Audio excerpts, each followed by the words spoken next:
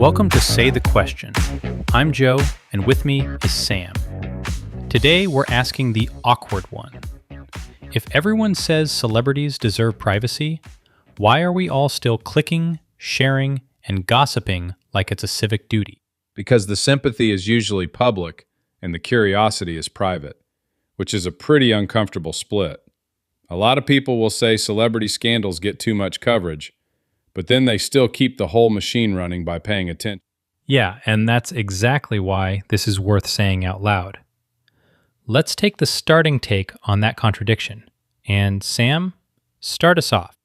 Okay, so the thing that keeps bugging me is this weird public pose people do with celebrities. Of course they deserve privacy. And then 5 minutes later, everybody is tearing through every tiny detail of their life like it's a civic duty. That contradiction feels less like a principle and more like a costume. That's the clean version of the suspicion, sure. But I think the first move is to separate the statement from the behavior, because those are not always the same thing. People can sincerely think privacy matters and still be nosy as hell. Sure, but that's already the point I'm side-eyeing. If you care about privacy in the abstract, why does the appetite for details show up so fast the second there's a rumor, a breakup, a photo from the wrong angle, anything? It's like the principle is there until it gets inconvenient. Because people aren't single-purpose machines. One part of them wants to be decent. One part wants the story. And one part wants to know what everyone else is already looking at. That doesn't make the decent part fake by default.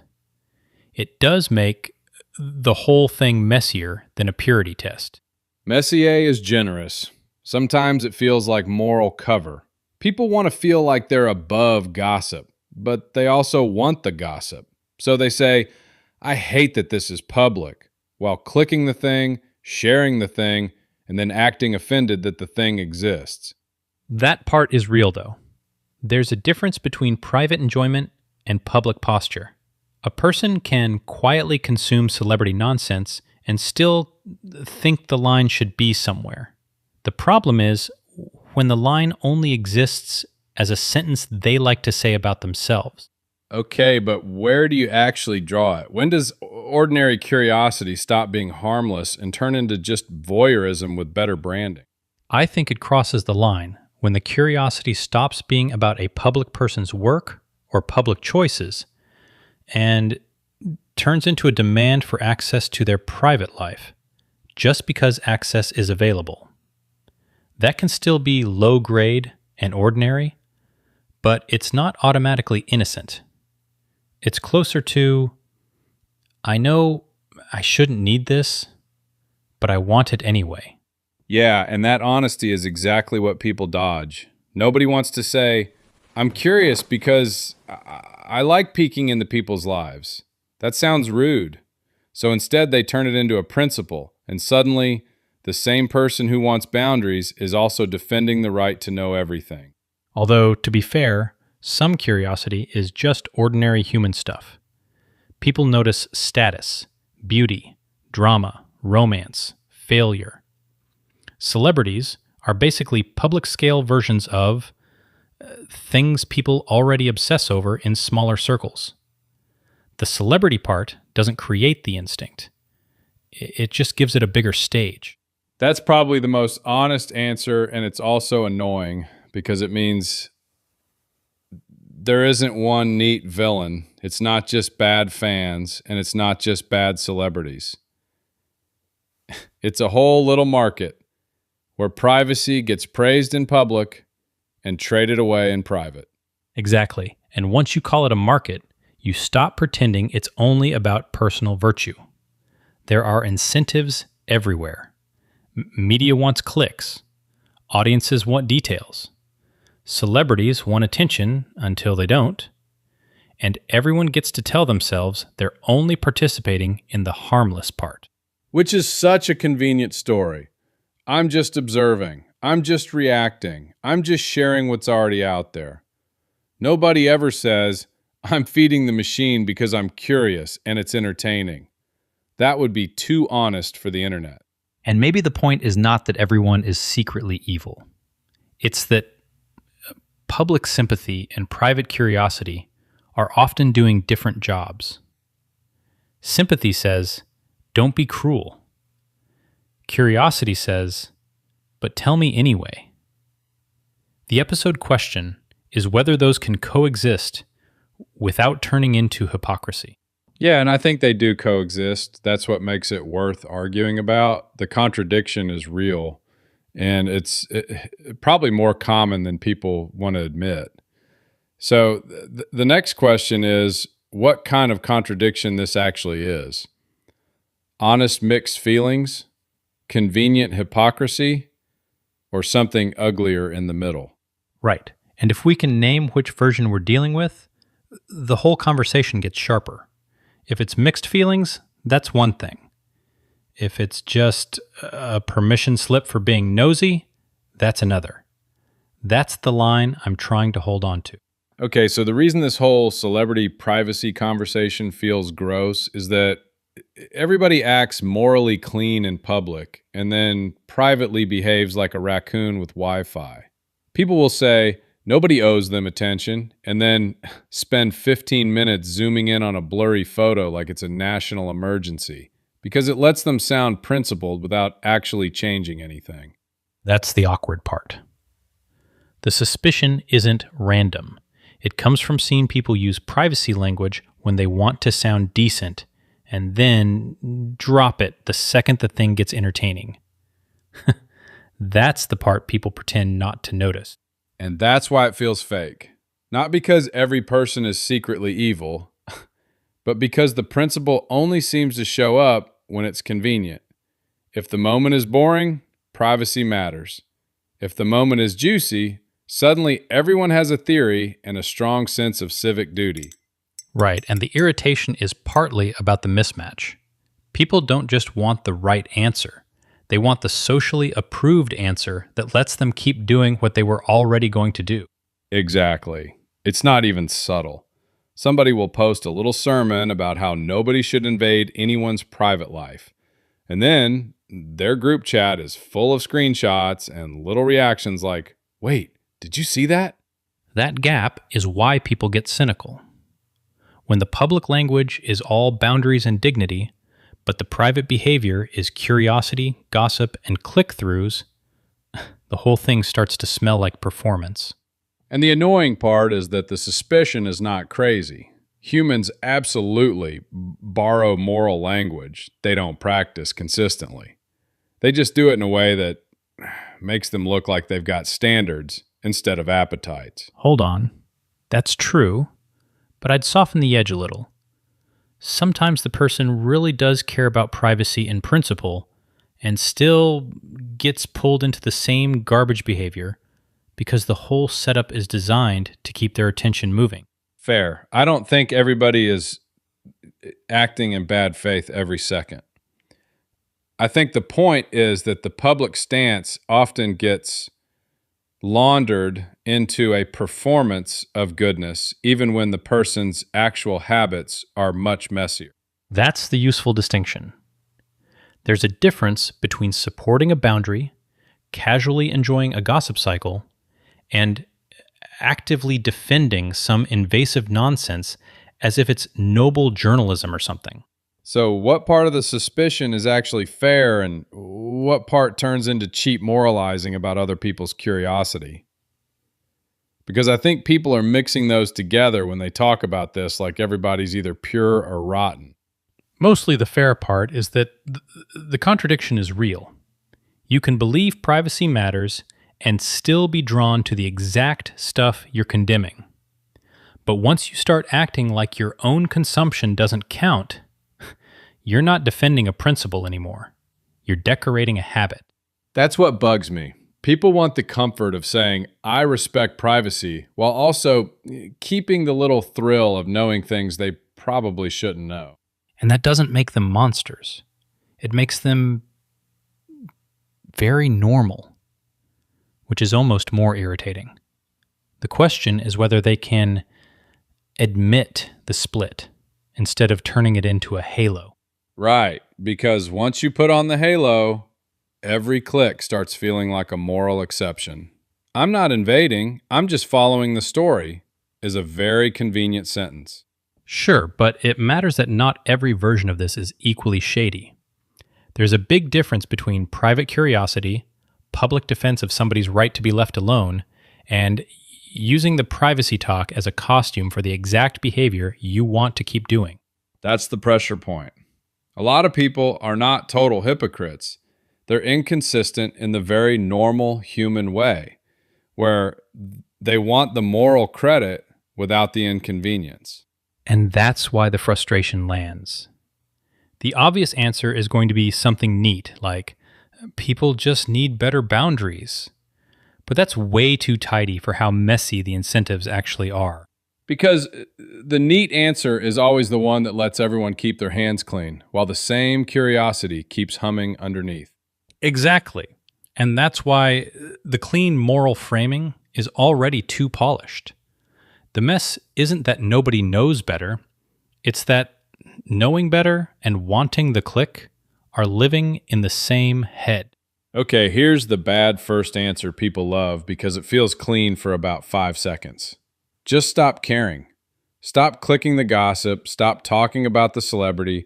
Stop pretending you want privacy while you keep refreshing the same terrible story.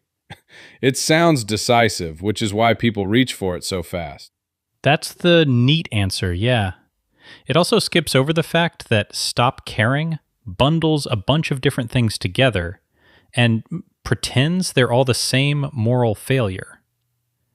There's a difference between being curious, being a fan, passing along a rumor, financially supporting somebody, and deciding to defend them when the pile-on gets stupid. So the first lie is that one clean command can solve it. Like if you just say, "Be better," everybody suddenly stops being nosy, stops caring about status, and stops wanting to know what happens behind the curtain. That's a very impressive instruction. In the same way, telling people to be normal is impressive. Right, and it also smuggles in a second claim, that curiosity itself is basically the problem. I don't buy that. Curiosity isn't automatically noble, but it isn't automatically cruelty either. A lot of people are interested in celebrities for reasons that are a little messy and a little ordinary. Fascination, envy, identification, boredom, the whole weak soup of human attention. Okay, but am I wrong to think the moralizing answer is attractive because it lets people stand outside the mess and judge it? It's very easy to sound pure when your own thumb is nowhere near the comments, the tabloid link, or the "I can't believe this is happening" group chat. No, that part's fair. People do like a response that makes them feel clean without forcing them to examine their own habits. But the better version of the point is narrower. Liking gossip does not automatically mean endorsing every invasion, every leak, or every humiliating detail being dragged into daylight. Those are different levels of involvement. And if we flatten them, we stop understanding the contradiction and start just calling everybody trash. And everybody trash is the kind of answer that feels strong, mostly because it asks for zero follow-up.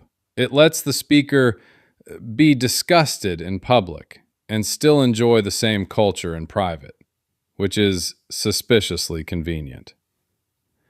They can say, "I'm against this," while keeping one eye on the story like everyone else. That's the pressure point, though. Most people are not doing one pure thing or one evil thing. They're trying to hold a basic respect for privacy and a real appetite for information at the same time. Those impulses don't cancel each other neatly. So if you answer with "fans are bad" or "everyone should stop caring," you miss the part that actually explains why the pattern keeps coming back. Which is annoying because it means the lazy answer doesn't just fail morally, it fails practically. It doesn't tell you why people keep clicking, why they keep sharing, or why they still want to think of themselves as decent while doing it. It just hands them a slogan and hopes the slogan counts as self-awareness. And that slogan can even hide the real question, which is the awkward one. Where's the line between ordinary curiosity and the kind of attention that starts rewarding intrusion? That's the part worth testing, because the easy answer doesn't sort it. It just declares the whole subject dirty and walks away. Maybe that's why people keep reaching for the lazy answer. It lets them avoid the ugly part, where they admit, yeah, I like the updates, but I don't want to think too hard about what it takes to feed them. That sounds more honest than pretending the whole thing is just evil fans and evil media. Exactly. And once you admit that, the conversation gets more interesting. Because then the issue isn't whether someone has ever been curious about a celebrity. Basically, everyone has. It's what they do next with that curiosity. Do they just notice? Or do they reward the most invasive version of the story? So you're saying the question isn't whether curiosity is allowed, it's whether people are using "I'm just interested" as cover for behavior that makes the worst kind of attention more profitable. Yeah, that's the cleaner version. And it still leaves a messy boundary, which is probably the real problem here. At what point does normal curiosity stop being harmless interest and start becoming the thing that pays for intrusion?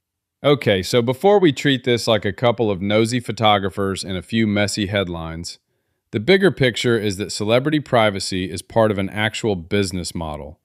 Once a private detail can be turned into clicks, subscriptions, and reruns of the same outrage, it stops being an accident and starts looking like a system. That's the part people skip when they talk about this like it's only a manners problem. It's a market. And unfortunately, a pretty stable one. Pew had that 2007 survey where 87% of people said celebrity scandals get too much coverage, and the blame split was interesting. 54% blamed news organizations, 32% blamed the public's appetite. That split tells you a lot. People can hate the coverage and still keep the demand alive by checking in on it. Which is why the polite version of this conversation always feels a little fake. Everybody says, I hate this stuff. And then they click the story, share the clip, read the comments, and somehow the thing gets another day of oxygen. Not every click is a moral confession, but it is still food. The machine doesn't need everyone to be obsessed. It just needs enough people to peak. Right, and the outlet side has a reason to keep feeding that appetite. Pew's earlier work basically said celebrity coverage can be low risk and high reward when you're aiming at a hardcore audience. In a fragmented media market, even a small shift in attention matters. So gossip doesn't stay a side dish. It becomes something outlets can reliably sell because a slice of the audience keeps showing up for it. Joe, am I overstating it if I say the machine is the point? Because once a breakup, a bad flight, a weird outfit, or some random errand gets turned into a headline, privacy gets converted into inventory. That's not a one-off scandal. That's a workflow. And the weirdest part is how normal everybody has gotten about it. Like, public trespassing is just the ambient noise of fame. No, I think that's the useful version of it. The machine isn't just one guy with a zoom lens. By 2007, Pew was describing a multi-platform ecosystem. US Weekly, TMZ.com, Entertainment Tonight, cable news cameras, and an expanding array of PAP media. That's a lot of places to repackage the same private detail. So the violation isn't only in the taking, it's in the repeated resale, the same moment getting dressed up differently and sold again.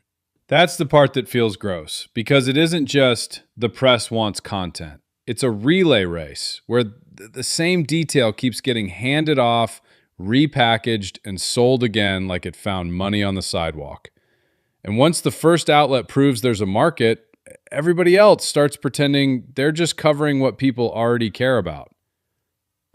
That's a neat trick, because it hides the fact that the coverage helps create the care. Exactly. And the older version had the same appetite, just slower. Pew's 2001 work described a tabloid audience that moves from one celebrity saga to the next, which is a polite way of saying this was already repeatable. The names changed, the tempo changed, but the basic pattern was there. One story ends, another starts, and the audience that wants the next fix is already waiting. And that is why this isn't just about bad paparazzi behavior. There are whole incentives baked into it. A photo that should be worthless as a human moment becomes valuable once it's framed as a sign, a clue, a reveal, a what does this mean story. So the system trains people to treat ordinary life like evidence. And then everybody acts shocked that the privacy boundary got weird. That's the structural part people miss. It's not that every private detail is equally important, or that every story is equally justified. It's that a tabloid or a gossip outlet doesn't have to prove a broad public need. It just has to prove that enough people will click, talk, or hate read. That is a very different standard, and it pushes the line toward whatever keeps attention moving. So if somebody says, I only care because the system is invasive, fine. But that still means the system survives because people keep feeding it. That doesn't make every viewer evil, and it doesn't mean every story is equally justified. It just means there's a gap between what people say they value and what they reward with attention. And honestly, that gap is the uncomfortable part. That's the clean split we need. Public sympathy for privacy is real, public curiosity is real, and those two things can live in the same person without canceling each other out. The honest question is where curiosity turns into participation, because that seam is where the next argument starts to get uncomfortable. Okay, so the polite answer is easy. People care about celebrities, but they also respect privacy. That sounds nice, and I even believe some of it. But the next question is the one people dodge. If that's really the value, why do we spend so much time rewarding access, leaks, rumors, and tiny personal details? Because the polite answer and the real behavior are not always the same thing. A lot of people sincerely think privacy matters in the abstract, then immediately become very interested when the story gets more intimate, more dramatic, or more revealing. That doesn't mean they wake up trying to be awful. It means curiosity is cheap and restraint is expensive. Right, and the cheap part matters. It is very easy to say, I support boundaries, while still clicking on the headline that crosses one.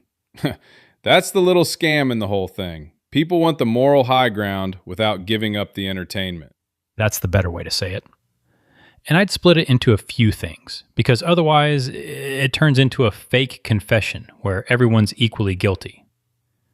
There's private enjoyment, there's public promotion, there's gossip, there's defense of the person when they're under attack, and there's social pressure to say the right thing when the conversation gets serious.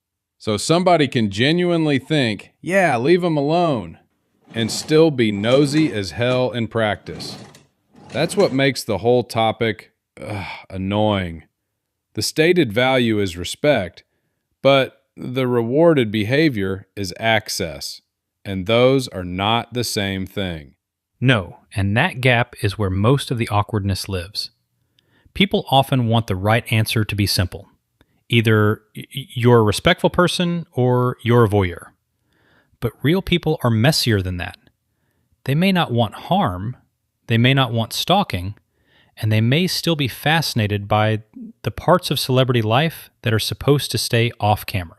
So what's the more honest version then? Is it just, we like celebrities as long as they stay interesting and available enough to entertain us? That's close, but I'd make it less cynical and more accurate. A lot of people want a controlled form of closeness. They want the feeling of knowing someone without the obligations that come with actually knowing them. That's why the privacy line gets blurry so fast. People like the intimacy effect, even when they would never admit they're asking for it. And then when someone says, hey, maybe don't dig into every private detail, people act like you're asking them to stop caring altogether. You're not. You're just asking them to admit the thing they're getting from it, because that's the part that gets hidden under all the polite language. That's fair. The polite language is often doing cover work, not because everyone is lying on purpose, but because it is easier to sound principled than to describe your actual appetite for gossip, drama, and access.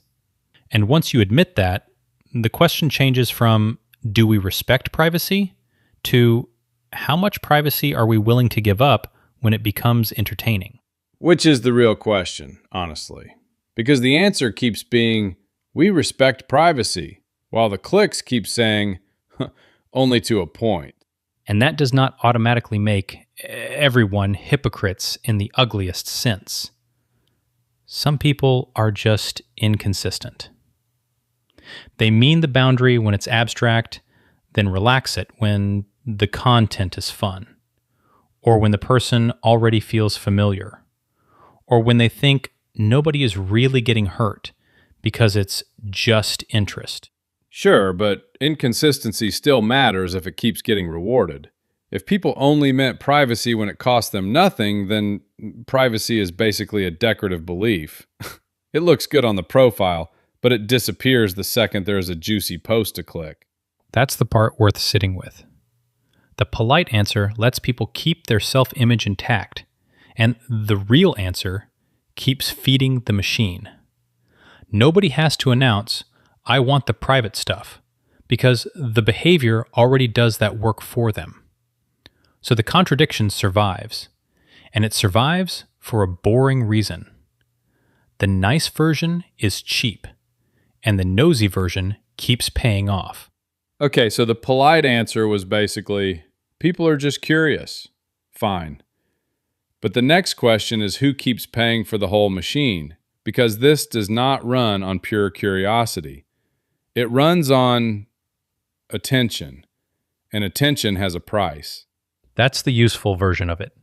The outlet wants the clicks, the platform wants the watch time, and the audience wants the little hit of, I can't believe this is happening. Nobody has to be twirling a villain mustache for the incentive to be obvious. And once you put it in that lane, the denial gets pretty thin. Pew was basically pointing at that old media math. In fragmented markets, even a small bump in audience can make celebrity misfortune worth chasing. That's not a moral argument. It's just the spreadsheet being gross. Right, and the point is not that every celebrity story is fake or predatory. It's that the business model rewards the version that gets the biggest reaction, not the version that's most respectful or most necessary. So the media gets paid, the platform gets engagement, and the audience gets to say, I hate this coverage, while still clicking it. That's the part that makes people defensive, because nobody wants to admit they're helping the thing they complain about. And even when people are not actively seeking it out, the friction is low. The gossip gets spread around through a bunch of formats: tabloids, cable, entertainment shows, gossip sites, camera footage, the whole celebrity news ecosystem. So the cost of participating is tiny. You barely have to mean to be part of it. So where do you draw the line then? Is it just, I read the story versus I helped push it? Or are those basically the same thing once the clicks start moving? I wouldn't make them identical, but I also wouldn't pretend they're separate universes. A random glance is not the same as building a business around somebody's private life. But the system doesn't care about your internal moral accounting. It cares that the traffic showed up. That is the annoying part. Everybody gets to touch the lever a little bit. So everybody gets to say, well, I'm not the real problem. Exactly. And that diffusion is doing a lot of work. The outlet blames demand, the audience blames the media, the platform blames user behavior, and then the advertisers and surrounding business shrug because the numbers are still there. Responsibility gets spread out until it feels like no one can be singled out. Which is convenient because once blame is smeared thin enough, it starts to feel like a weather report instead of a choice. Not innocent, just blurry on purpose. That's the better way to say it. And guilt helps keep it going too, weirdly enough. People feel a little gross about it, but not enough to stop. Because it's easy to tell yourself you're only consuming it casually, or only sharing one post, or only checking what everyone already knows. That only is doing a lot of heavy lifting. Only one click, only one repost, only one look. It's all tiny enough to feel harmless and big enough to keep the engine warm. And outrage still feeds it. Even the people saying, "This is disgusting," are often generating engagement for the exact same content. So the machine gets a moral reaction and a traffic bump at the same time, which is a pretty efficient little trap. Okay, so the next ugly step is that the internet turned private curiosity into a group project. It was never just one person sneaking a tabloid at the checkout line anymore. Now everybody can pile on, share it, and pretend they're just discussing culture. That's the cleanest version of it. The appetite didn't start online, but the internet changed the speed, the reach, and how long the whole thing hangs around. And it changes the social field too. Before, if you were nosy in private. Online, nosiness gets dressed up as being informed or supportive or just keeping up, which is a very convenient costume. That costume matters because it blurs the line between public conversation and intrusion. If a celebrity posts something, comments on it, and people speculate from there, it can start to feel public even when the leap into deeper personal detail is still a leap. Right, and the internet is basically built to reward that leap. The feed doesn't say, "Should you be doing this?" It says, "Would you like to see 30 more people doing it and feeling righteous about it?" That's a little rude, but not wrong. Once people see a lot of other people sharing the same gossip, it stops looking like an intrusion and starts looking like normal participation. And the data trail is part of the problem too. Pew had that 2007 report on digital footprints, and the basic point was that searching for celebrity gossip leaves records that can stick around for 13 to 18 months. So it's not just that the rumor spreads fast, it also gets stored, resurfaced, and made easier to find later. That persistence is a big change. In the old version, a lot of gossip evaporated unless someone remembered it or a publication kept pushing it. Online, search engines and digitized records make the whole thing more searchable, which lowers the effort needed to dig up personal details. So the temptation gets easier, the sharing gets easier, and the memory of it gets easier too. That's 3 different ways the internet makes the same bad habit more powerful. And it's not just one kind of person doing it. Some people are just curious. Some want to be first. Some think they're defending a celebrity. And some are mostly doing social bonding by trading little bits of gossip. Those motives are different, but the platform collects them all into the same pile. That's the thing people skip. They act like "I'm not a paparazzo" is the whole defense. When the internet made regular users into tiny distribution nodes, you don't need a giant outlet if 10,000 people each do a little bit of forwarding. Hold on, though. Are you saying the users are basically the machine now, or just that they feed it? Because I think that distinction matters if we're trying to be fair and not just gloomy. Fair. I don't mean every user is an evil little newsroom. I mean, the machine only works because ordinary people keep giving it fuel. And a lot of them do it with a straight face because the platform makes it feel normal. That's better. It keeps agency in the picture without pretending people are operating on the same level as the outlets or the creators of the feed. The platform nudges, but users still choose to click, repost, and pile on. Exactly. And that's what makes the whole thing annoying. People want the moral credit for saying privacy matters, but they also want the gossip and the little hit of feeling informed. The contradiction is right there in the same thumb. There's also a useful Pew point from around that time. Younger people were more likely than older adults to blame the public's appetite for tabloid news. That does not mean young people are uniquely bad. It just fits the idea that participation itself became part of the culture of the thing. So the internet didn't invent the appetite, but it made the appetite easier to perform in public and easier to excuse in a crowd. That's the nasty upgrade. Not just more gossip, but more shared participation in crossing the line.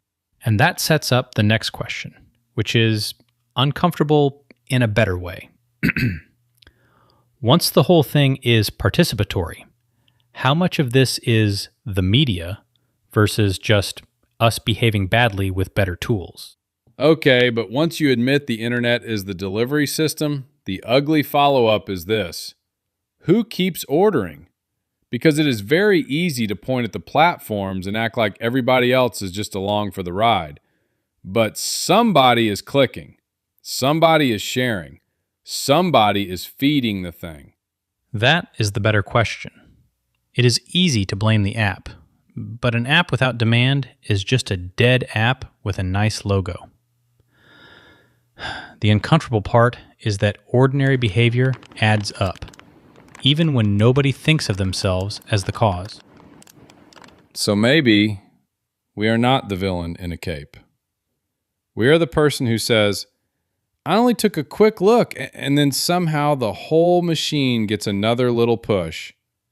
That is not dramatic, but it is not nothing either.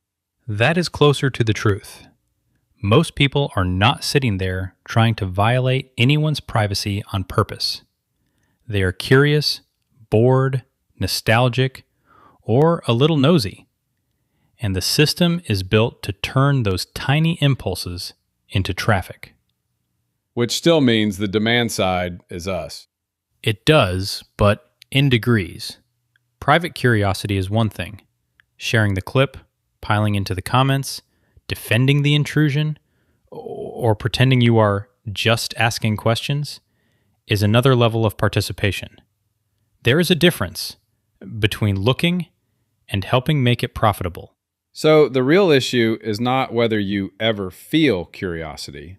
It is whether you turn that feeling into action and then try to call it morally clean. Because a lot of people want the gossip and the innocence at the same time. And that is basically the whole contradiction we are talking about. Yeah, and I think it helps to split the behavior into buckets instead of treating every look as the same thing. There is the private, almost accidental version. You see a headline, you glance, you move on. Then there is the social version. You send it to a friend, you comment, you pile on, you make it a little more alive. And then there is the defensive version, which is weirdly the loudest one sometimes. Somebody gets called out for being invasive, and suddenly they are out here acting like they are protecting truth, or free speech, or the public's right to know. Come on. A lot of that is just people dressing up appetite in nicer language. That is fair, but I would still keep one distinction in the room. Not every defense is fake, and not every curious person is a hypocrite. Sometimes people really do think the celebrity trade includes a higher level of scrutiny. The problem is when that idea gets used as a blanket excuse for being nosy with no boundary at all. So where would you draw the line then? Because if the answer is just be less weird, that is not a line. I mean something real. What kinds of clicks are just curiosity, and what kinds are you actually helping to monetize? I would draw it at participation. Looking is one thing. Sharing is a step up. Commenting in a way that pushes the story or defending the invasion because you like the payoff is another step. You do not have to become a monk about it, but once you know your attention is part of the market, you cannot pretend it is neutral anymore. And that is the annoying part, because nobody thinks of themselves as a participant. They think they are just a person with a phone and a little curiosity. But the system does not care what you intended. It cares what you rewarded.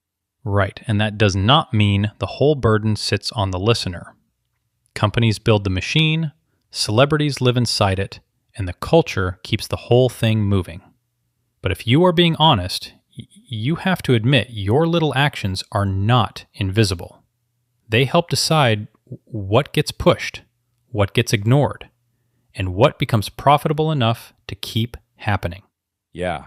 So maybe the cleaner line is not never be curious.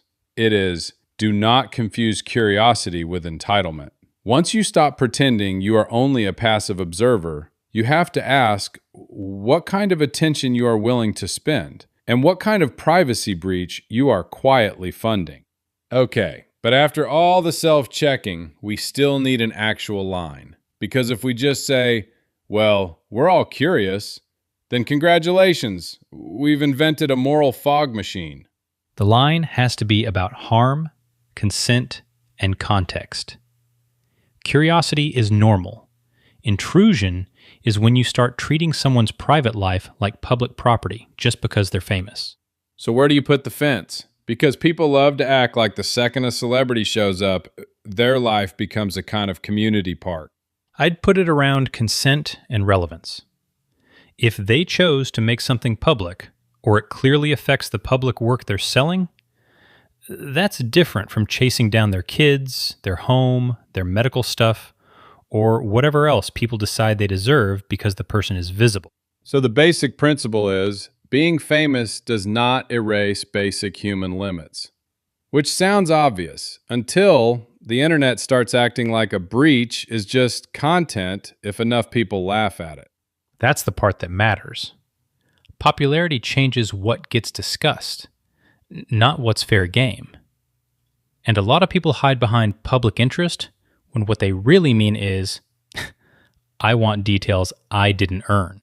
But this is where it gets messy, because some curiosity is harmless, and some of it is just humans being nosy in a very ordinary way. If I click on a headline, am I already the villain? That feels a little church basement about it. No, that's too strict. Reading a headline, laughing at a dumb tabloid story, even following public discussion about a celebrity's image or work, that's not automatically the same thing as intrusion. The line gets crossed when the curiosity turns into pressure, harassment, stalking, spreading private material, or demanding a level of access nobody actually agreed to. But does celebrity status change how much curiosity is morally tolerable? Or does it only change how inevitable it is? Mostly the second one. Fame explains why people look. It doesn't grant permission. The moral test is still whether you're just looking at what's already public, or whether you're trying to pry open the private part because you think fame lowers the bar.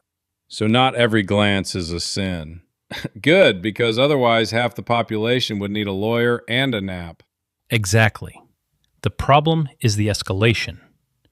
A lot of people start from plain curiosity, then slide into entitlement without noticing because the internet rewards the next click, the nastier take, the cleaner little outrage package. And once somebody's been turned into a brand, people start forgetting they're also a person. They'll say, well, they chose fame, as if that sentence magically authorizes everything short of a search warrant. That's the bad shortcut. Choosing public work is not the same as consenting to total access. But the opposite mistake is pretending all curiosity is predatory, because that's not true either. The fair answer has to leave room for normal interest without giving people a blank check to be invasive. Let me push on the ugly middle, though. What about gossip that doesn't seem to hurt anybody directly? Somebody's relationship is a mess, people speculate. Nobody is technically breaking into a house. Is that still over the line or just socially tacky? It depends on how the gossip functions. If it's harmless chatter about public behavior, that's one thing.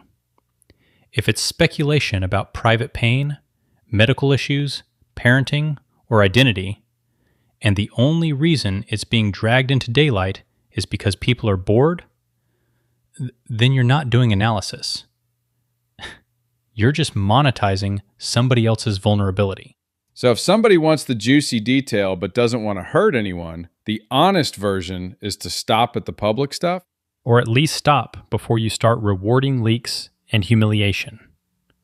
There's a difference between being curious about a public narrative and helping create the conditions that make people unsafe. That's where the line stops being fuzzy and starts getting ugly. That's probably the cleanest distinction so far. Amusement versus entitlement. You can be interested without acting like access is owed. And context matters a lot. A public relationship announcement is fairer game than a leaked private message. A public appearance is fairer game than someone's home life. A choice to sell an image is not a surrender of every boundary. So the line isn't celebrities deserve privacy in the abstract, because that can sound fake and impossible. The line is, don't confuse being visible with being available. That's the version I'd keep. Visible is not available. Interesting is not entitled. And once curiosity starts demanding that somebody lose ordinary human limits, it stops being curiosity and starts becoming participation in the harm. So the move isn't to kill curiosity. It's to be honest about which kinds of curiosity we feed. Because some of them are just nosy, and some of them are us helping the machine do the gross part. Okay, so we've drawn the line on what feels fair and what feels creepy. The next question is the one people usually dodge. What would actually make this less broken instead of just more politely gross? Start with the boring answer. Make invasive stuff less rewarding. If editors, platforms, and the audience all stop treating every private detail like a free snack, the payoff drops. Nobody gets to pretend that clicks are neutral when the whole setup is built to feed on them. So, not a grand moral awakening, just fewer clicks, fewer reposts, fewer outlets pretending someone's breakup is front-page civic business. That's annoyingly plausible, which is probably why it's less satisfying than yelling about everyone being terrible. That's the useful version, yes. And the fact that a lot of people already think celebrity coverage goes too far matters because it means restraint is socially legible. It is not some alien ask. People already know the line exists. They just keep stepping over it when there's easy attention on the other side. But do they actually want restraint, or do they just want to sound decent while still reading the comments at midnight? Because I can believe the public blames the machine and also still feeds the machine. That's the part that makes this feel sticky instead of simple. Both, probably. People like the moral pose and the gossip, and those are not as separate as they pretend. So the fix is not everyone becomes pure. It's making the worst behavior less profitable and a little more embarrassing. So the lazy appetite has to work harder to justify itself. Right. So if the platform keeps shoving invasive clips to the top, we're basically paying a bounty for creepier coverage and then acting surprised when it shows up. The incentive is doing a lot of the dirty work for us, which is why scolding the audience alone always feels incomplete. Not just one fix. Yeah, that's the ugly loop. One newsroom can't fix a whole attention economy when the same story gets laundered across a dozen sites, a bunch of reposts, and then a second round of "why is everyone obsessed with this" coverage. The machine has too many little hands on the wheel. Exactly. That's why broad ecosystem pressure matters more than a single hand-wringing editor. If one place refuses the story, another place can still cash in unless the incentives move around. So the design question is less, how do we make every outlet saintly, and more, how do we shrink the payoff for the creepiest version? Okay, but what about the legal line? Can you target harassment and pursuit without turning ordinary coverage into contraband? Because that feels like the one place where people might still get serious without pretending you can outlaw curiosity. That's the cleaner boundary.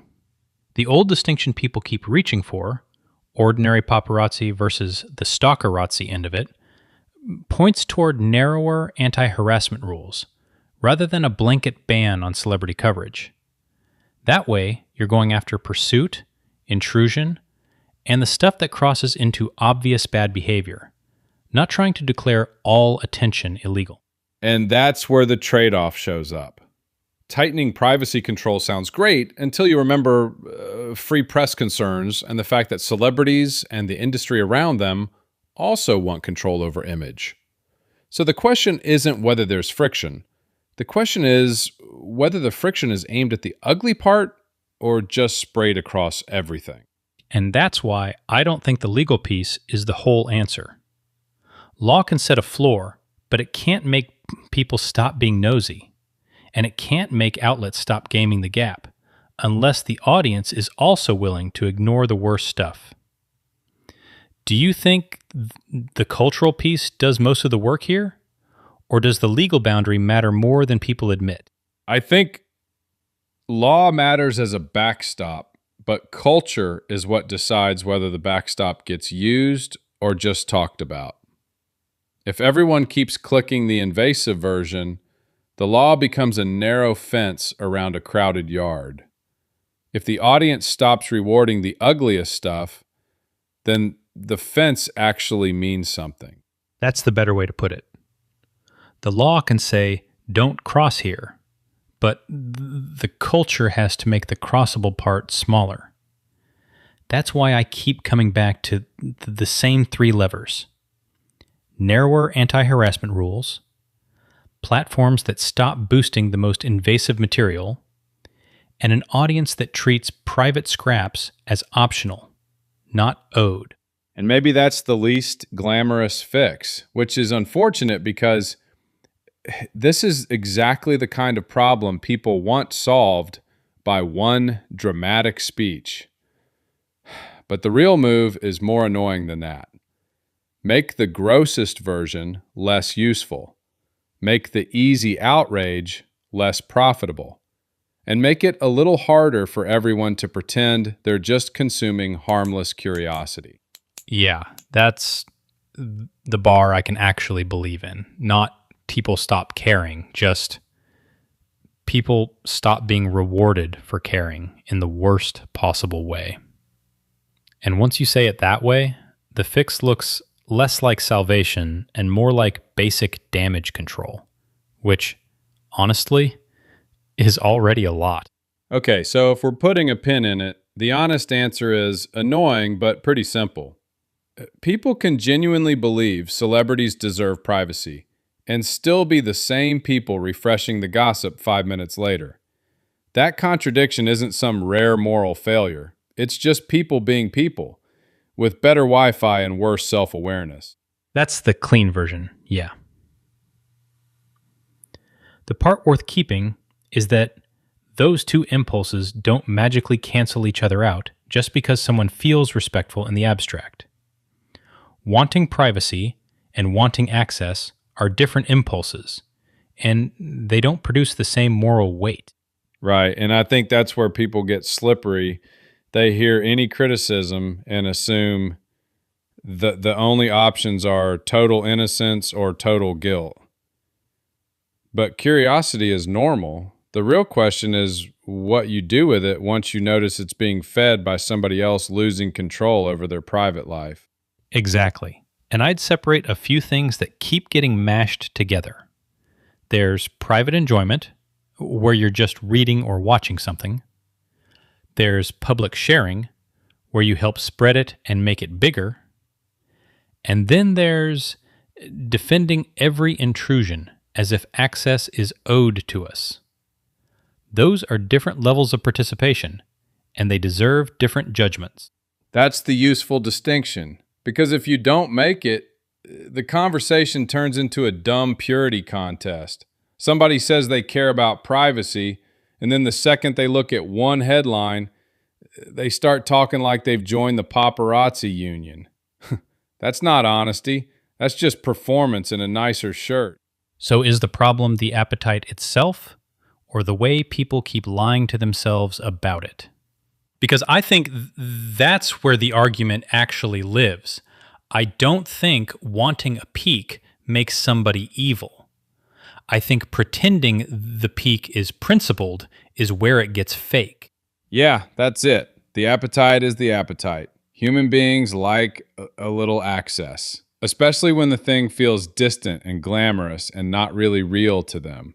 But once you start dressing that up as concern or justice or public service, now you're not just curious, you're running cover for yourself. And to be fair, that doesn't mean every consumer is equally responsible for every bad thing that gets published. That would be too easy, and also stupid. But it does mean people should stop pretending their role is zero. If you click, share, defend, or excuse it, you're somewhere on the chain. Which is why I like the messy answer better than the clean one. The messy answer is you can care about somebody's boundaries and still fail at them in practice. You can think the whole machine is gross and still get pulled in by it. That doesn't make you uniquely monstrous. It just means you have an appetite and a conscience, and they are not always on the same team. That's the part people skip. They want the feeling of being on the right side without the embarrassment of admitting they like the thing. But honest people have to say, I'm not proud of every curiosity I have, and I'm not going to turn that into a moral speech. That's cleaner than pretending to be above it. And once you say that out loud, the whole conversation gets less theatrical. It's not about some saintly refusal to ever look. It's about deciding where your own line is before the crowd decides it for you. Maybe that means not sharing the thing. Maybe it means not chasing the latest rumor. Maybe it just means being honest that you wanted to know. That's the actual takeaway from me. Not fake innocence, not total abstinence, just boundaries you can defend without telling yourself a story. If you value privacy, then act like privacy matters when the moment comes and the click is tempting. That's the hard part. And it's also the only part that changes anything. So the landing spot is pretty blunt. Celebrities deserve privacy, audiences are still curious, and the lie is pretending those two facts don't live in the same room. They do. The job is admitting the appetite, stopping the fake virtue language, and being more careful about what you feed. And if that sounds unsatisfying, good. Honest answers usually do. They're just better starting points for actual boundaries than the polished version where everybody gets to feel clean and nothing changes. And with that, we're done with this question. Thanks for spending a few minutes with Say the Question. Subscribe or follow, and we'll be back tomorrow.